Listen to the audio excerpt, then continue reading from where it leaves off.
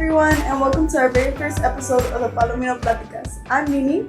And I'm Diego, and we're so excited to start off this podcast just for you guys. We're going to talk about orientation basics, what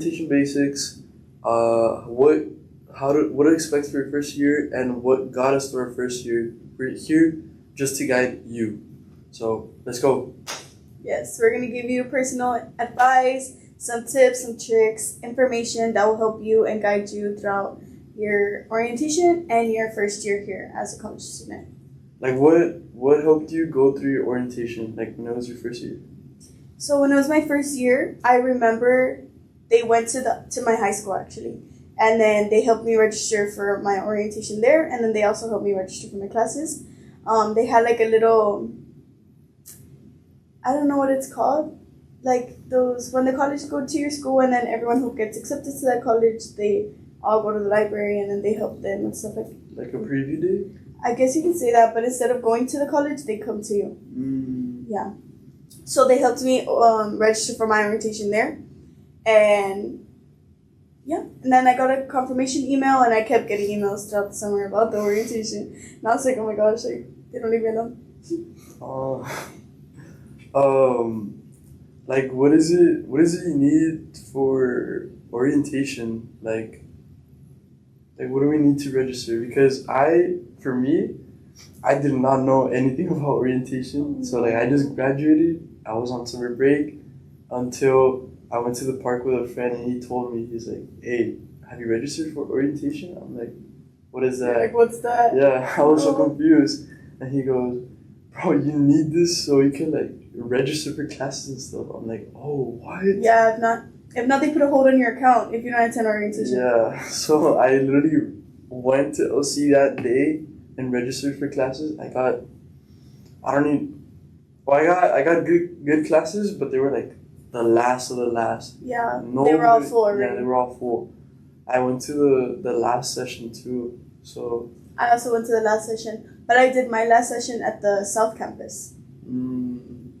Yeah, when I got here, they didn't even have my name in the system. They gave me like. Oh, because you signed up last. Yeah. I was probably the last one to sign up, so they just wrote a paper down with my name and a number, and the number is like to split us up in groups, right? Yeah. So they just wrote it down with a Sharpie and just gave it to me, and I just sat here in the case and waiting for the rest of the people to show up. Yeah, so for me, my orientation, when I got there, the South Campus, it's different than the Fort McIntosh.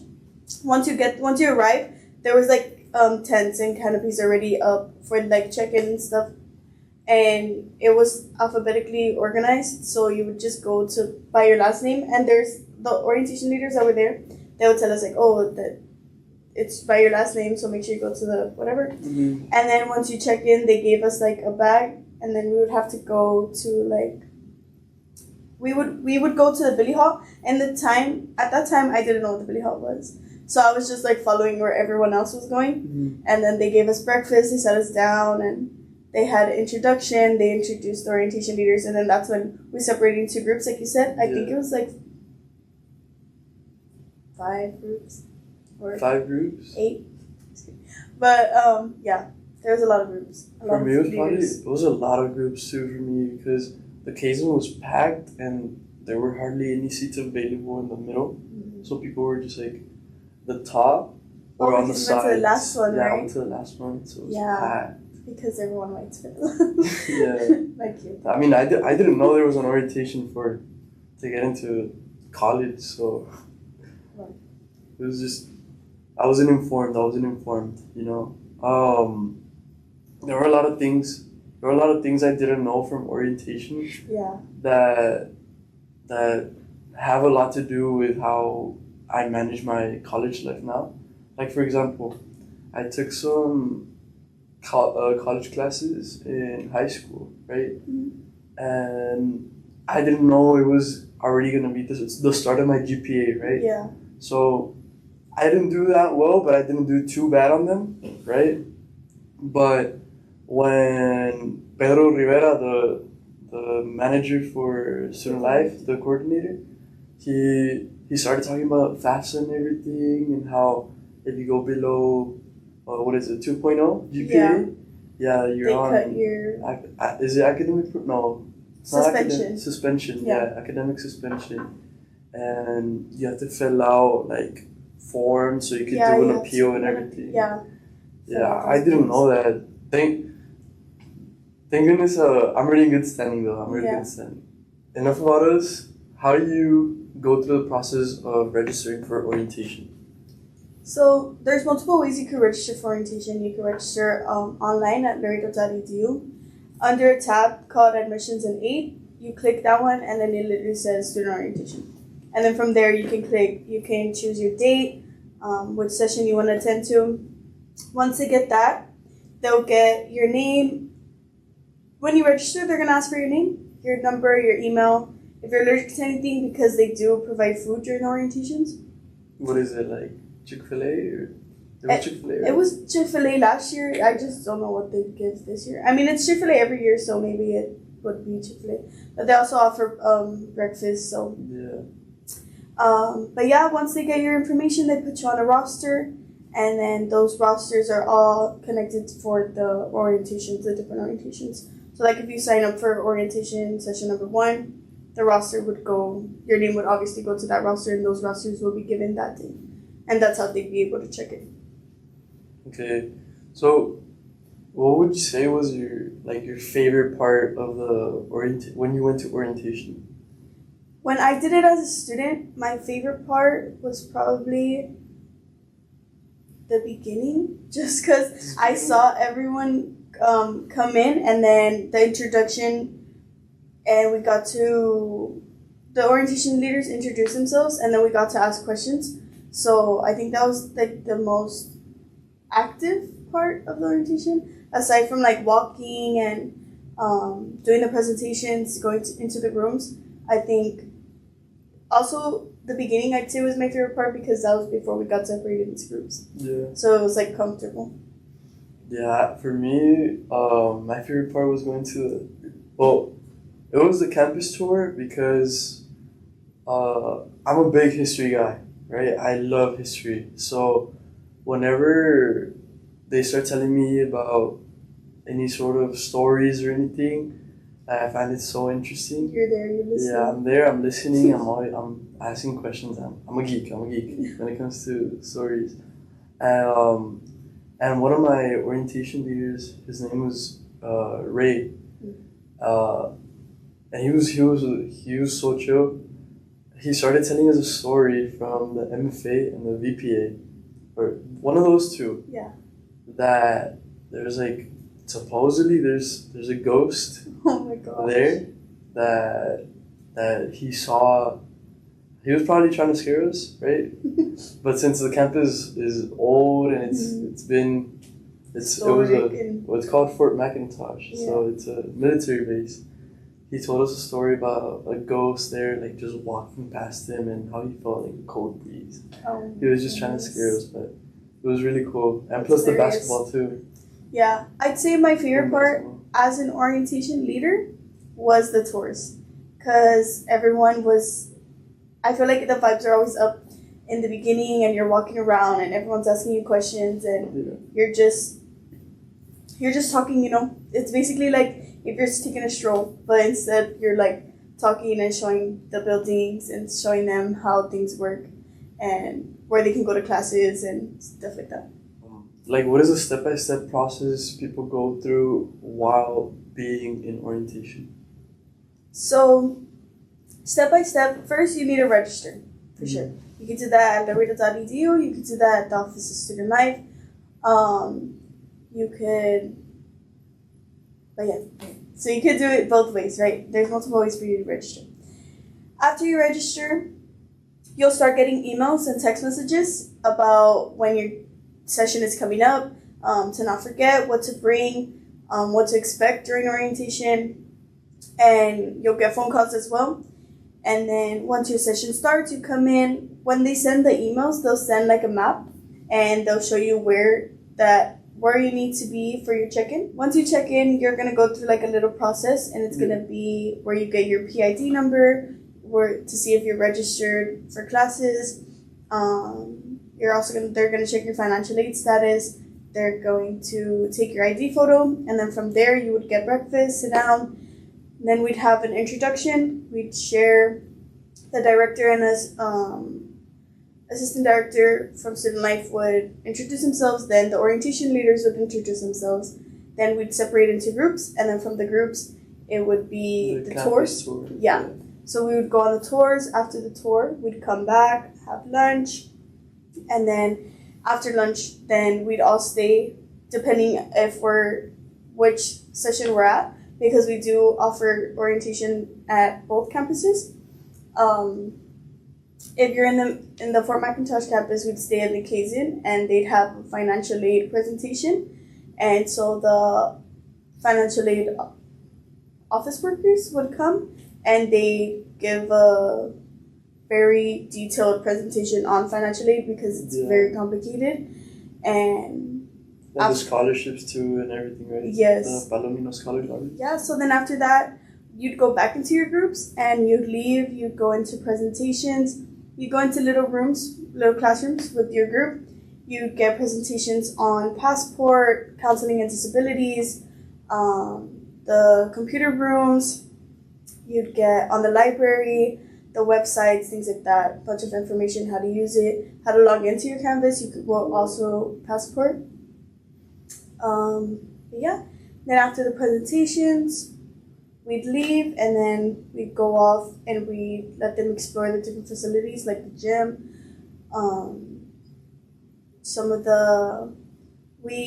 Last year we did do like a pool party. Mine got canceled because it rained. So.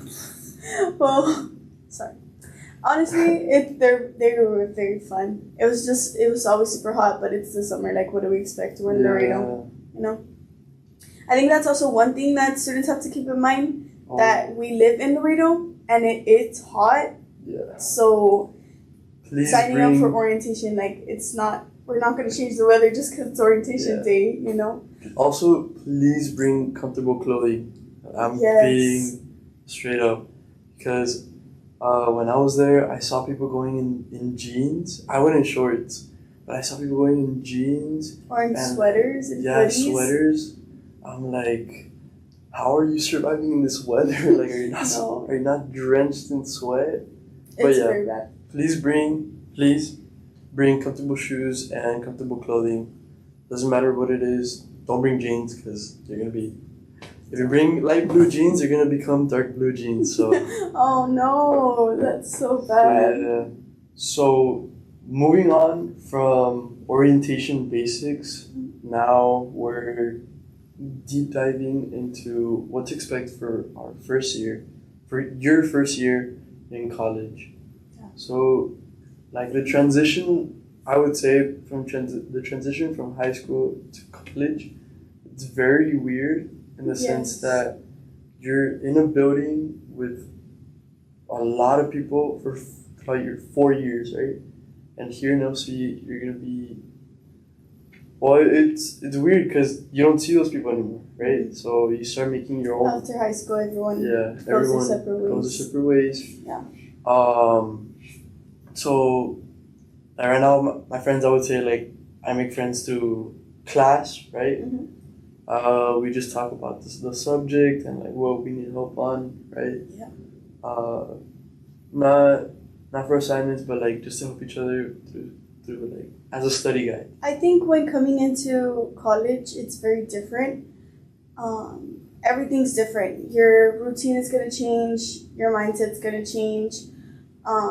Your friends are gonna change. That's a very big one. Everyone you would see every day at high school, you're not gonna see every day at college anymore. Yeah. Some of your friends might go out of town. Some of your friends might stay in town. Some of your friends might go to different institutions here in Laredo.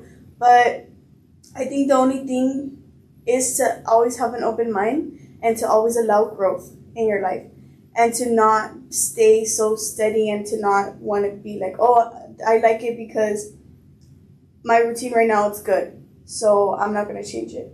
Yeah. Everything changes, everything evolves. That's how we get through it. I feel like just having an open mind and being accepting that you're gonna take on different tasks and different obstacles is one thing to have. A lot of responsibilities now. Like, big one, first, school is number one. That's for sure thing. So, you would want to do really good in your classes. Try and have a good relationship with your professors too.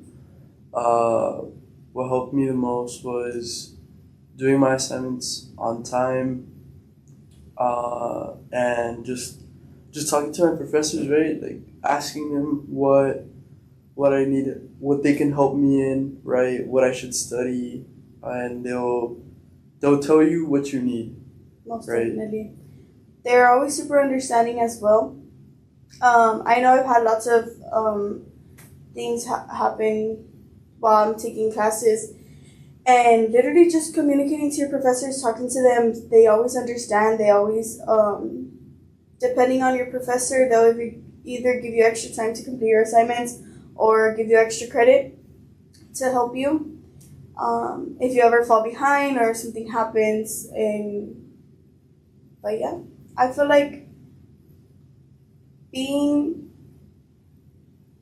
coming to college, you're thinking, oh, I'll just come get my degree and leave. But I think they should allow themselves to look at clubs and organizations and see what they could join. Work study positions as well. That is a really cool thing. Work study positions, a lot of institutions offer them, so try and take advantage of them. They're really flexible with their hours too, which helps you a lot in your classes. So right now, both of us, we're in the Office of Student Life, and it's a really cool environment too. So there's other positions available, but that's the position I was really interested in, the student life aspect in college. Yeah, so when I joined, I actually didn't know that there was such thing as a work study until I started looking at jobs on the websites and I saw student opportunities or student employments. And I was like, oh wow. And that's when I started realizing that there was different places for you to work on campus as a student while taking classes. And when I started working here, when I got hired, they were super flexible with my schedule. Like you said, I was able to complete my hours, go to class, and not feel like I have this weight or burden over my head, like, oh, I need to go to school and I need to work and I need to do this and that. And in high school, I never had a job. I didn't work because I was so involved all the time. So having a job now, like, that was the first thing that I thought of when graduating high school, was that I needed to get a job. So when I found this one, I was very grateful because it really does help you in the long run. Yeah, also another thing that OC offers that's really cool are the tutoring services. The tutoring services, they're free, so you don't have to pay anything extra. It comes with your tuition. What it does is it's basically extra help if you need help on your assignments, if you want to study more, if you're doubting whether you're going to pass the class. Your teachers are going to be there in the tutoring service, or you could just talk to an actual tutor, right? But it's better for you to go with your teacher since they're the ones teaching you the subject. So although I would say it's a big bonus and big help if you go with your professor for help at the library. Yeah. Also, another thing that the library offers are study rooms. I think those are amazing, especially when you're doing projects with friends in school, and you have nowhere to meet up, or they only can make it to school because they come on bus or things like that. Reserving study rooms here in the library it's a lifesaver. Also, I'd say one thing to not get comfortable with in college is attendance. Attendance, because your classes aren't mandatory. You're paying for them. This is all you. This is your decision, your time, your money. So the professors aren't gonna be on you like they were in high school. Like, oh, you're present today, or they're gonna send you little court mails because you didn't come 12 days out of the semester. no, this is your time. So don't get comfortable and not having that. Manage your time wisely. Yeah. Yeah. And don't just feel obligated to, like, oh, you have the freedom to not come to class, so you just start not coming to class. Yeah. At that point, just take online classes. No, I'm just kidding. I'm just kidding. But online classes are great too. I take online classes and they help a lot, but only because I have a lot of things on my plate. And online classes kind of save me. And it makes it way better because all the assignments are scheduled in different dates. Like, they're not all like, oh, assignment 1, quiz 1, and But review they're 1. open, which Yeah. is cool. So you could just do a bunch of assignments in advance. Mm-hmm. Like, let's say you do 3 weeks worth of assignments in the first week of school. You're chilling for 2 more weeks, and then once the 4th week comes by, you gotta do them again. Again, you're on with chapter 3, and here you go. But I think that's what I like best about online, because you run the course on your own. You go through it and you study and you take your assignments and things like that. There's also hybrids too, hybrid classes, where hybrid it's classes. half online, half in person. I honestly prefer hybrids, just because like I get to have a day off. Yeah. I go one day to class and then the next day I don't, but it's like that day I dedicated just for assignments and studying, so it's more chill. Yeah, so I feel like the professors for hybrid, they usually do that. Like, they'll lecture on the day we have class, and then the next day that we don't have class, then they'll open the assignments, and you get to finish your assignments like that. Or on the days that we do have class, they'll do like tests and exams. Yeah. And I feel like that works. So that was our experiences and our information, our tips, our tricks. But don't get discouraged, and don't feel scared. Everyone's situation is unique. Everyone's different. Everyone's going to have their own problems and their own way of finding things out. But we do have lots of resources available to you. You can visit the Office of Student Life. You can visit any of the offices in the Lerma Peña buildings, which is financial aid, bursars, registers. You can also text us on any of our social media pages, the Office of Student Life pages, the Laredo Palominos, even student government. Student government is a very good organization taking care of the student body that you can ask information on if you have any questions. Helps for the resume too. It does. And that's not the point. We can't wait to see you guys here. We'll more than gladly receive you guys with whatever you guys need. Make sure to find us on YouTube, Spotify, and Apple Music. This is Diego and Lindsey signing off. Bye.